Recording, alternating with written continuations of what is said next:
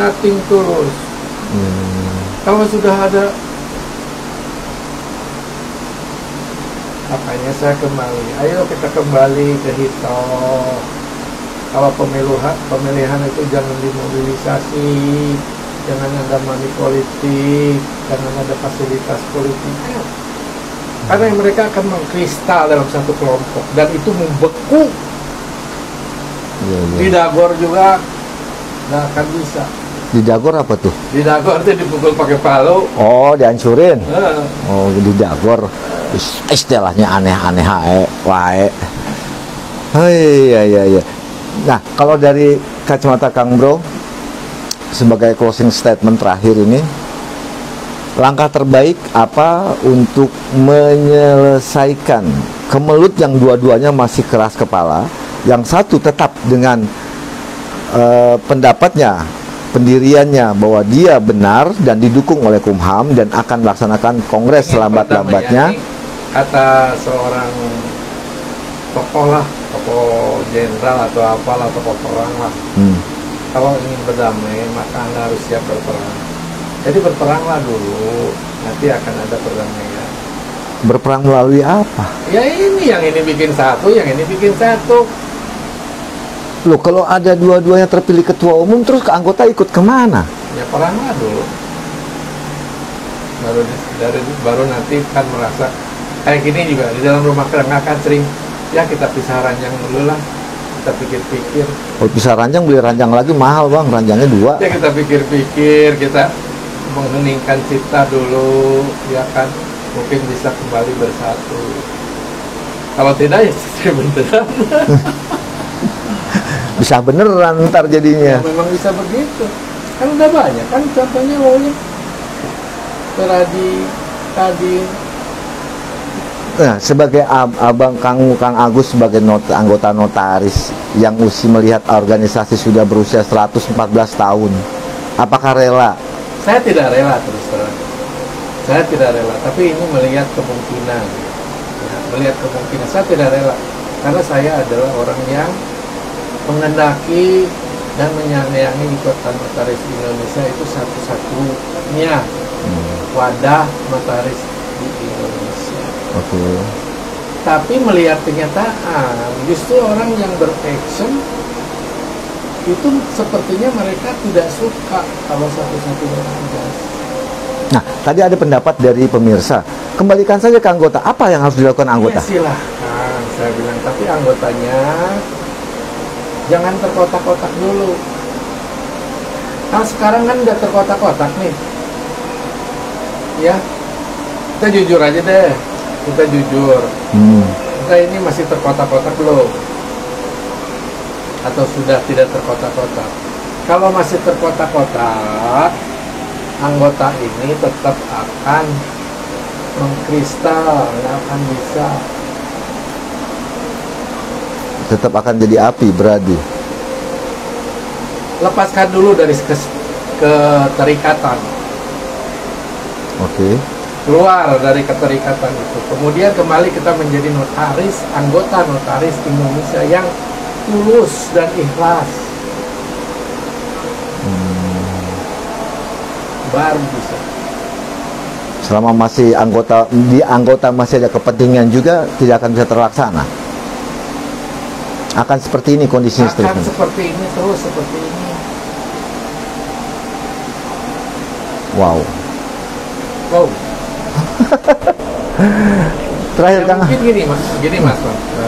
Jadi mungkin ini salah saya juga, salah orang-orang tua yang lain, salah semua. Kita telah membiarkan seperti DKP juga itu salah. Tidak pernah.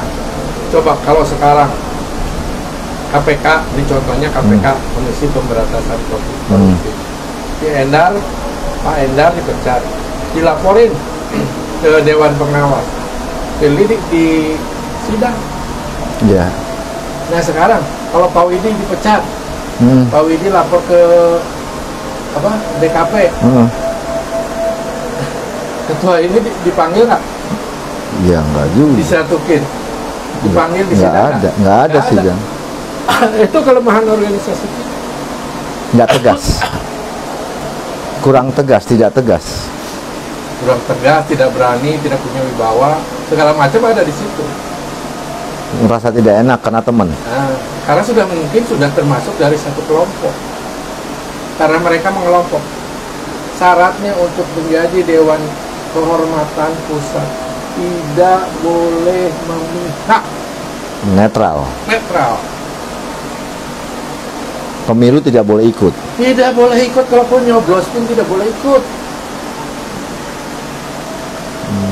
Itu salah kaprah. Baru dia akan mendapat wibawa. Kalau begitu mah, karena saya juga buruknya si Ek, ya ikut si Ek. Iya, iya. Karena saya buruknya si B, ya ikut si B. Jadi ada kepentingan juga. DKP itu harus wisdom, DKP itu tidak boleh memihak. Karena dia dipilih di Kongres bersama dengan Ketua Umum. Kalau perlu dia itu tidak boleh nyoblos. Iya, iya, iya. Itu kalau mereka ingin berwibawa. Maaf ya, saya mungkin DKP senior saya, tapi itu pendapat dari hati saya, pengalaman saya di organisasi yang lain.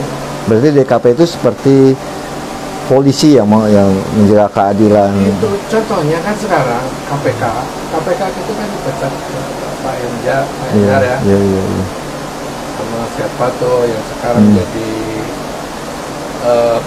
Kapolda DKI, kan dilaporin ke bawah, pilih dipanggil. Iya. Di sidang. Terakhir, Kang Agus ada yang ingin disampaikan nggak? Jadi pusing kepala saya. Ya kembalilah untuk DKP nanti yang akan datang. Pilihlah orang yang tidak memihak. Ya. Nah, ada tanggapan DKP mandul karena DKP tidak netral sehingga tidak punya wibawa di mata anggota. Sepakat Bapak?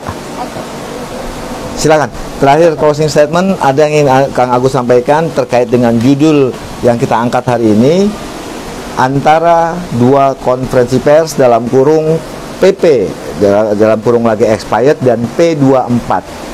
Secara organisasi, konflik di internal ini tidak ada yang menyelesaikan.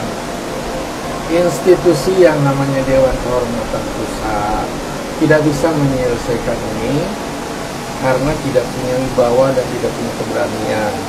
Mungkin seperti dikatakan oleh teman kita tadi, DKP kita sudah terkontaminasi, sudah memihak kepada salah satu grup atau kelompok. Nah sekarang kalau menurut saya, ya mana yang mau dituruti terserah. Ini mau bikin KLB atau mau mengikuti Kongres dari kehakiman. Kalau menurut saya ya dua-duanya bisa jalan. Dua-duanya bisa jalan. Dua-duanya bisa jalan.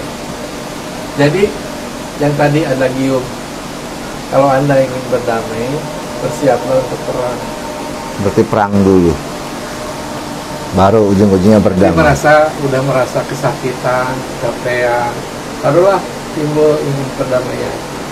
Sama istri dan suami juga, kalau perang terus, ya ayo kita pisah ranjang dulu, ya barangkali nanti ada hal-hal yang membuat kita rindu kembali, atau kita akan goodbye. Gitu.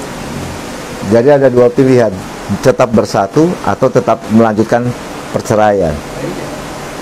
Oke, Growsaver, menarik kalau sudah berbincang dengan Kang Agus, Dr. Agus Surahman SH SP1, akademisi dan... Ada yang bertanya lagi nggak? Mumpung kita belum tutup.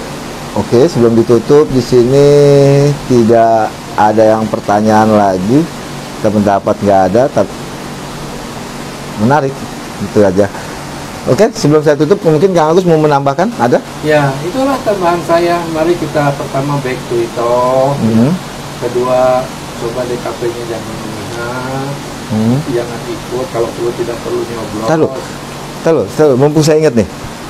Tadi kan ada yang bilang DKP-nya expired. Nah, kalau udah expired gimana mau menyelesaikan dong? Ya kan saya udah bilang itu udah telat. Ini udah telat. Jadi kalau DKP udah turun tangan juga orang udah nggak percaya lagi. Jadi seharusnya dari dulu. Oh ya sudah. Oke, ada lagi? Mau silakan. Ya saya kira cukup. Saya mengucapkan minal aidin wal faizin, mohon maaf lahir batin. Selamat berlebaran. 1 Syawal 1444 Hijriah. Oke, Grossaver, demikian bincang santai Gros TV malam ini dengan Kang Dr. Agus Surahman SH SP1. Sampai jumpa di liputan dan bincang santai Gros TV selanjutnya. Wassalamualaikum warahmatullahi wabarakatuh.